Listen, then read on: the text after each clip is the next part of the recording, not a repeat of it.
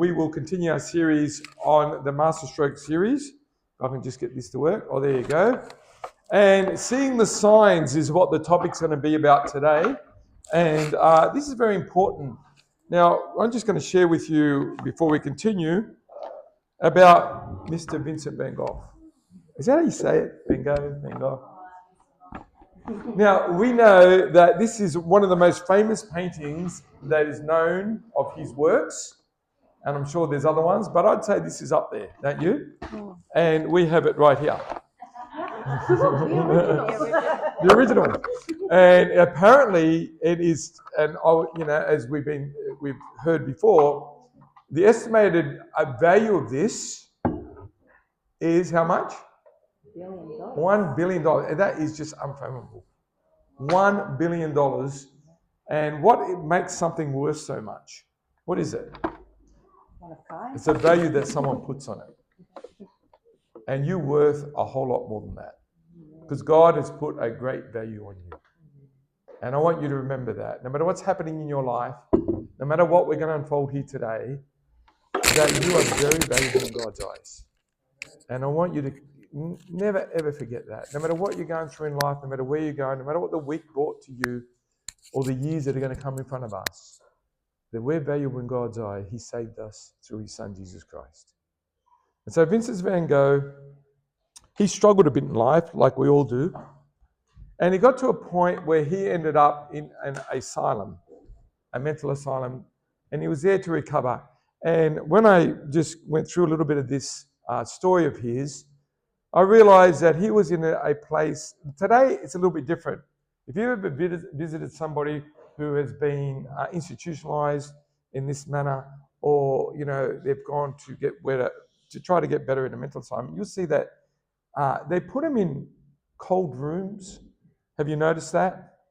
I know, because I knew someone who's in there, and very clinical. But it was a little bit different then. He was in southern France. And there he was amongst olive trees and nature.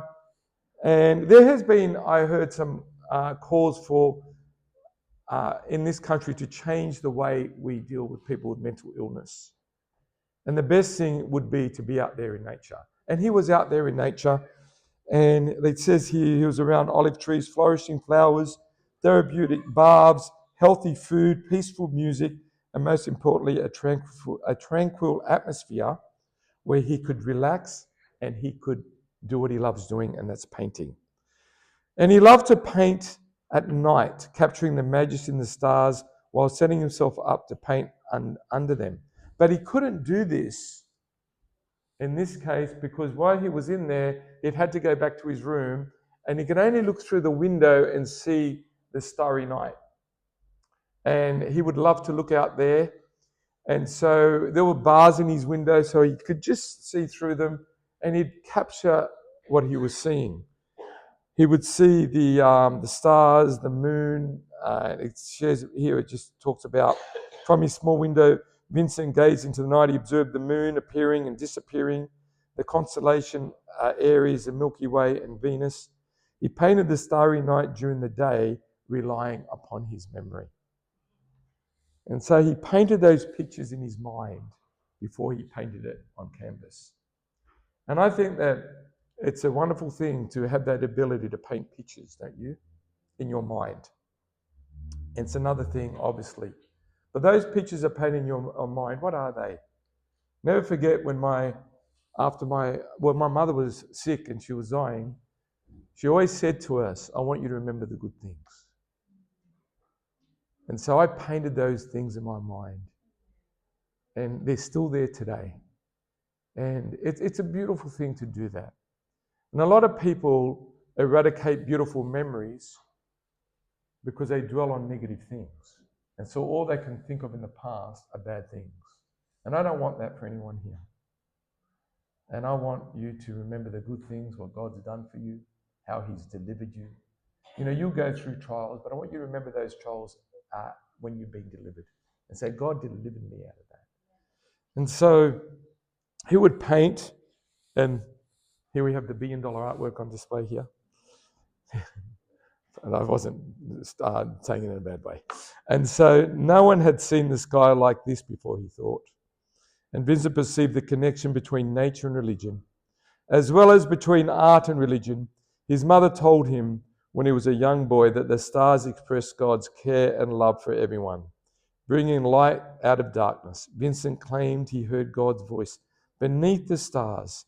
After painting his Starry Night over the Rhone, he wrote to his brother that there was moments when he had a terrible need, he says, shall I say the word, of religion.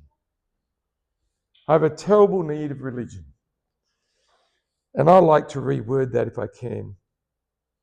I have a terrible need of God. Of God. And then he says, I go out at night and I paint the stars. He paints the stars in his mind and then he paints them in the day. And that's when he did this work. The heavens showcase the majesty, power, and beauty of the Creator God. That comes from Psalm 19, verse 1. However, humanity is mentioned beyond Van Gogh's fascination with astronomy into mystical realm of astrology. Stars and planets are seen as communicating with us, revealing what may occur in our future, but that's not so. And so I'm going to continue this morning, and there's that statement that he made, as you can see that. And let me just go through this. What do the heavens reveal about the future? What do the scriptures reveal about the future? And that's what we're going to talk about. And like we said, some people believe that they can read the stars and it'll tell them all about their future. But I notice the people that do this, they live in fear because they're worried what's going to say. And so they live in fear. But, what does God tell us about the future? Is he telling us that the end is near?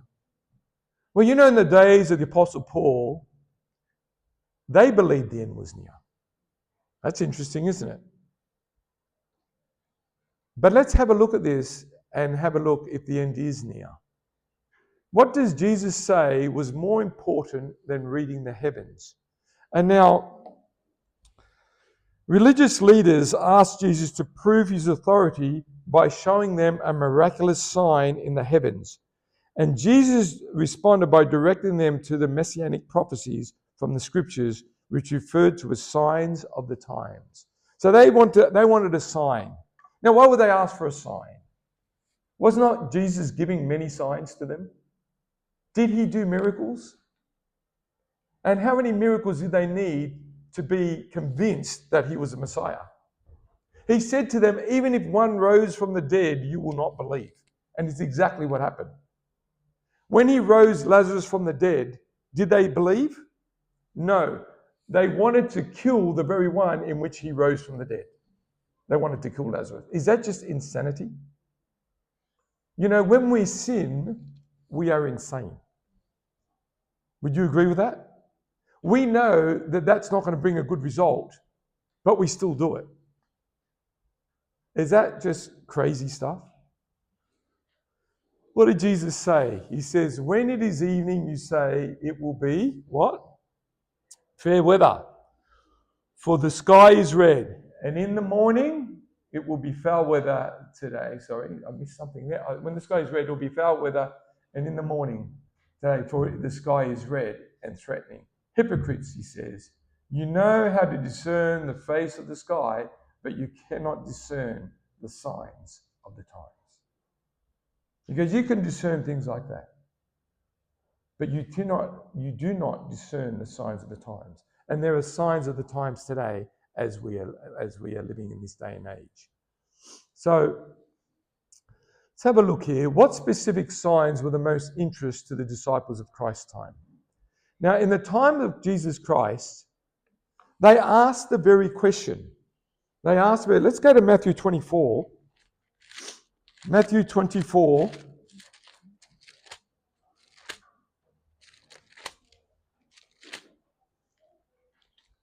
And it says there in verse 1, and Jesus went out and departed from the temple, and his disciples came to him to show him the buildings of the temple. And so they took him there to show him the buildings. Now, do you think Jesus never saw those buildings before? Was he not living there? So in what context were they showing him these buildings? Why would they show him? Why would you show someone something that they've already seen, or they're like, I don't know what that's doing that.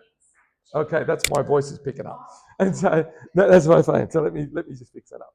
Just turn that off if you wouldn't mind turning that off. Okay. And so signs, now where was I? Okay, so why would they take him out there? Why would they show him? Because they were proud of it. They were proud of it. And they saw this temple as God's blessing over them and God's presence. And look what it says here. And Jesus said unto them, see ye not all these things? And so he took them on the mountain and they said, look at the temple. And this temple was a glorious temple. As I've done some reading on this, it was in white, it was all with white marble.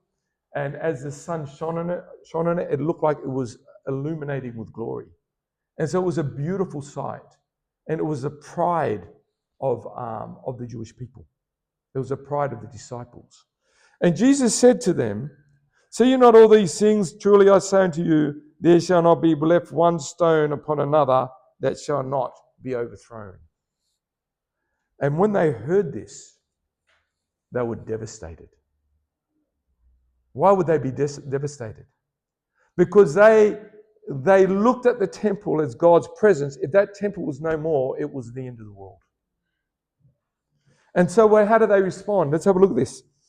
And verse 3, and as they sat upon the Mount of Olives, the disciples came unto him privately, saying, tell us, when shall these things be, and what shall be the sign of your coming and the end of the world? And so you see now that they believed when he said this, that was all over. It was the end of the world. And so let's continue what takes place here. The disciples then Jesus asked to tell them to okay, we looked at that. And so they believed it was the end of the world. And so does anyone know the exact date of Jesus' return? Is the question. Do they know the exact date? Does anybody know the exact date of Jesus' return? Nobody does. And in the in the time when our church was formed, they actually believed the end of the world was coming. And they definitely got that wrong. Is that true? Nevermore should dates be set. Is that true? You should learn your lessons from that. Okay? But and what happens when people set dates? What happens? To the preaching of the gospel. Sorry? Yeah, they set date. Whatever they're setting a date to the end of the world, what would they do to the gospel message? It would damage the gospel message. It would damage the gospel message. But it says here, but of the day and the hour, no one knows, not even the angels of heaven, but my Father only. So Jesus makes it very clear that nobody that knows that. So I'm not going to set a date today, and I don't want you to get disappointed with that. And by the way, why doesn't God reveal the day or the hour? And you're allowed to interact with me if you like this morning. Why doesn't he give us the day or the hour? Wouldn't it be a great thing to say, look, by the year 2028, it's all over? Why doesn't he do that? Okay, that's right. And so what about people that were living, say, 200 years ago? Oh, I've got plenty of time. It's not going to happen in my time.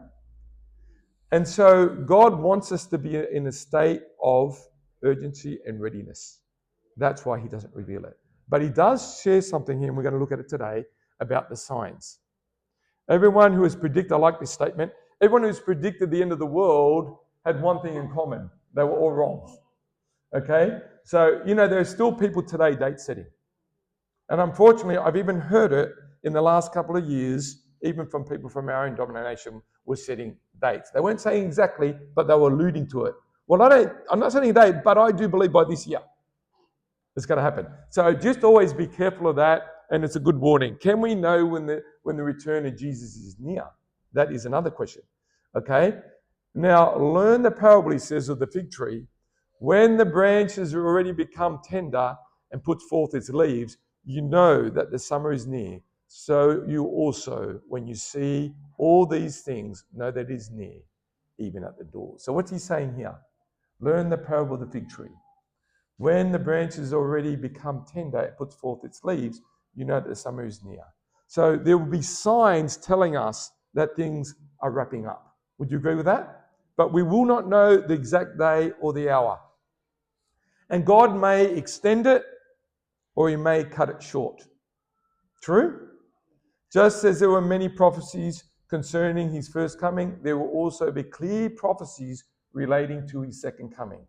Can I share with you that all the time prophecies in the Bible have been fulfilled? So that's telling you that we must be moving towards this time. What illustrations has Jesus used to describe the signs of his return, of Christ's return? Let's have a look at that. Sorry? Yeah, they are labor pains. It says, these are the beginning of sorrow. That's Matthew 24. Which one is it? Verse 8. So what's it saying, 24 verse 8? All these are the beginning of sorrows. All these are the beginning of sorrow. They're labor pains. It talks about labor pains. When a woman is pregnant, those of you who have been around women that are pregnant would understand that you're waiting for this time to come and you just don't know when it's going to be. And all of a sudden, as the time approaches, what do you get? Labor pains, okay? The labor pains start. Now, before that, they call them, women. Some women would know this, they call them the Braxton Hicks. What are they? They're false contractions. Why does your body do that? I don't know. But the woman actually gets false contractions. And that would happen at what stage of the pregnancy? Do you know? Towards the end. It's before the real ones come. So in a way, God has given you a mechanism to get ready. And so they start. And the term sorrow comes from the Greek word ogin, which means the onset of birth pains. And I remember when my wife when the time was coming, when she was getting pregnant with our children, when she was about to give birth to the children, those pains started, but they were long till the next one came. But then it got shorter and shorter and shorter. And all of a sudden, I think I've got to go to the hospital. Okay, this is coming quite frequently. And so eventually they get that close together that the baby is on its way out. And can you stop that event? You cannot stop that event. Like the coming of the Lord, you will not be able to stop that event. And the world out there is trying to stop that event in human means. So let's continue. What are some of the signs associated with the final days before Jesus returns? Now, they're all in Matthew 20, not all of them, Matthew 24, also in Luke. There's going to be signs in the political world. There's going to be war and global disunity. Now, people may say, look at what it says there. Look at that verse. Have a look there, Matthew 24, 6-7. Let's have a look at that. It says there, and you shall hear of what? Of wars and rumors of wars. See that you are not troubled, for all these things must come to pass, but the end is not yet. So it's saying, don't be troubled. It's going to happen, but the end is not yet. For nation will rise against nation, and kingdom against kingdom, and there will be famines and pestilences and earthquakes in diverse places. So he's giving you a little bit more. And so people say, well, there have always been wars. Is that true? Ever since the world's begun, there's been wars. It's true. But this is talking about the labor pains, and the intensity of those wars will get more frequent and more frequent and more frequent. Okay? So the First World War, we were told that it was going to end all wars. Is that true? How long after till the Second World War started? 20-something years. That's not a long time when you think about it. Okay? My generation, living in the West, have been quite fortunate that I hadn't had to go to war. And I probably won't have to go to war because I'm too old, they won't take me. All right? But a lot of countries have been in war constantly, especially in the area of the Middle East. More than 110 ongoing armed conflicts are happening as we speak. And when this was put together, there's probably a lot more than that taking place. 2.5 trillion military spending per year. And this current war in the Middle East with Israel, Iran, and the United States, You know how much one missile is they're spending on one missile? The US? Millions of dollars just on one. In the first day, they shot over 1,000 in the first day. Some of them are worth billions when they did those bunker bombs that they did. 12,000 nuclear weapons are in stock, and some of them, they don't know where they are. Now, people, they're looking, and there's a war going on now. This can be a very bad one. And I don't want to scare you, but we've got to be very, very aware of these things. Now, we're seeing here what type of things can take place with wars. Wars have consequences on many levels. Is that true? US-Israel war leading to global insecurity. We're seeing that. An energy crisis is on the horizon. You know, I can't remember a time where petrol stations in this country were closed down. They are closed down today. And there are many across Sydney that are closed down. There are some open, there are many open, but there are a lot that are shut down. We should be looking at this, not panicking, but starting to think about it a little bit. Energy crisis is on the horizon, and they've been telling us that. Now, these arguments are, is this engineered? It may be engineered.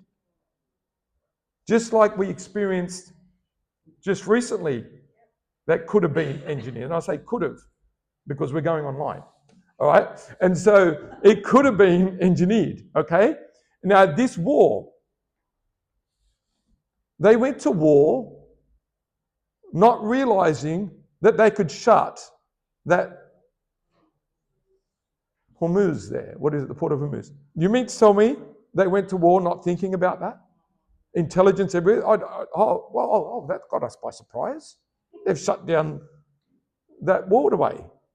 People don't go to war like that. Even the Bible tells you when a man goes to war, don't they count the cost?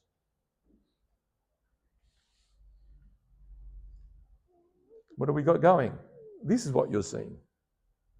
Now, if you go in and you see on the internet, you'll see in India, there's lines miles long, and in the Philippines, and now they're definitely rationing. Only cars can go if they've got a certain number at the end of their number plate on certain days. We saw this before in Australia. We had odds and evens. I remember that. But just get ready what's coming. They're also telling there could be a food crisis. And we saw, I don't know if you watch the news, you saw One Nation Party get up, Barnaby Joyce, Colin Hanson, and others were telling us that if we don't get fuel there, we're going to have a very quick fuel crisis. Fortunately, people aren't panicking yet, but if that panic starts, those shelves are going to be empty in 2 days. 2 days. And I would advise you not to panic, but just get something in store. And I hope you don't need it, okay? Because the war may end. I don't know. Because there's going to be wars and rumors of war. That means they're going to be coming and they're going to be going, okay? What are some of the signs associated with the final days before Jesus' return? Signs in the political world, obviously terrorism. On the earth, there will be distress of nations, men's hearts failing them for fear. And the expectation of those things which are coming upon the earth. Now, I'm not doing this to scaremonger you. I'm just telling you that there are signs out there that should tell us that things aren't right out there. You know, when I talk to a lot of people, and even a lot of my relatives, who I wouldn't say they're religious at all, but they say to me, Dominic, things just don't seem right anymore. They just don't see this. And I was talking to one of my cousins the other day, and he says to me, Dominic, I just feel the air's different. I don't think he's talking about pollution. He's talking about the atmosphere of the feeling that we're feeling out there. That people are thinking things aren't stable anymore. And we've been probably very spoiled in this country, to be honest. Various forms of terrorism. I'm not talking about just physical terrorism, suicide bombers. There's also cyber terrorism, religious terrorism. There's all types of terrorism out there. What are some of the signs associated with final days Jesus' return? There's another one here. Signs in the physical world, earthquakes, famines, diseases, and there will be famines, it says pestilence, earthquakes, and various things. Now remember, these things always took place. So I'm not going to tell you, oh, all of a sudden taking place in the world. I'll be lying to you to tell you that. But the intensity of them is getting more and more frequent, and just like the labour pains, 500,000 earthquakes per year, more than 1,000 days are actually recorded. Some are very minor, but some are more aggressive than other ones. But these are facts. You can double check this stuff. Here it talks about here, sometimes this PowerPoint plays up, I've noticed. There it is. There's the figures coming up now. 750 million people face hunger. 3 billion people cannot afford healthy diet. The global population has grown rapidly in the last 100 years, and now over 2 billion people lack adequate access to water. And that is not, a lot of this, hunger and that, is not because there's no food. There is enough food to feed the planet over and over again. It is because of greed and government policies and wars that stop the flow of food. And also a selfishness with wealth. 3,000 people die each day from malaria and associated diseases, new pandemics, and they're also man-made pandemics are on the scene as well. Exotic diseases are spreading across the globe. This is a reality. We are very blessed in this country, but we don't know what tomorrow brings. Your world can change overnight. Ask anyone, well, it's hard to find people alive from the Second World War now, but when I was young, people said Second World War, tell me that life was beautiful until it changed, bang, overnight. Now, we have also, man, this thing's playing up a bit on me, sorry about that. Weather manipulation. Now, sometimes, they say, well, there's global warming taking place, okay? Global warming taking place, and there's a religion out there, and I call it a religion, about saving the planet. Now, man wants to, people want to tell other people that they can save the planet by doing certain things or paying certain taxes. Do you believe that? No, I don't believe that. This planet will be destroyed by the second coming of the Lord. And,